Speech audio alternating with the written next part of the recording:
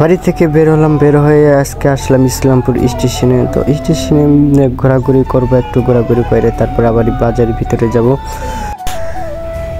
স্টেশনে যখন আসলাম তো মানুষ দেখলাম না, জায়গাটা অনেক ফাঁকা, কিন্তু ভিউটা অস্থির একটা ভিউ। এই জায়গায় দাঁড়িয়ে থাকলে আকাশটা সেই সুন্দর দেখা যায়।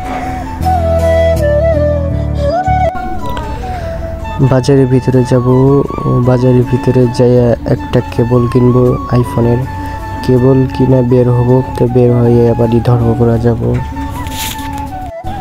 তো পান্থ বললো যে আমার মোবাইলে কেবল নাই, তো মোবাইলে কেবলটা দরকার। তো ওর ফোন আমার আইফোনের জন্য কেবল নেবার জন্য ইসলামপুর আসা লাগলো। তো ইসলামপুর এসে কেবলটা নিয়ে আবার এই ধর্মপুরার দিকে যাব।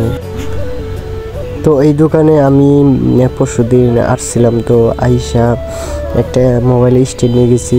তো আবারই আজকে এই দোকানে আসলাম। তো পান্ডু বললো এই দোকানে কেবল পাওয়া যায় আইফোনের। তো দোকানে অনেক ভিড়ি, এর জন্য কেবল নিতে দেরি হলো। তো অবশেষে কেবলটা হাতে পাইলাম।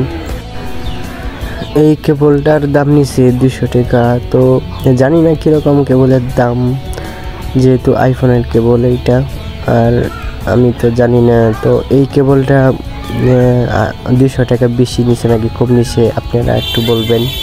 তো যেহেতু কেবল আমি এর আগে কিনি নাই কখনো, এই জন্যে দামাদামি করে তার 200 টাকা নিয়ে আইছি।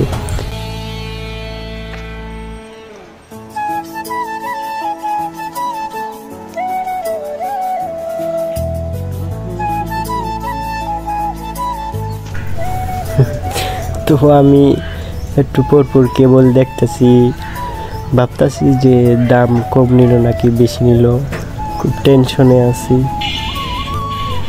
তো পান খাওয়া চাইলাম, পান তো পানের দোকান নিয়ে আসলো। তো 10 টাকা কইরা পান, তো একটা পান বানাই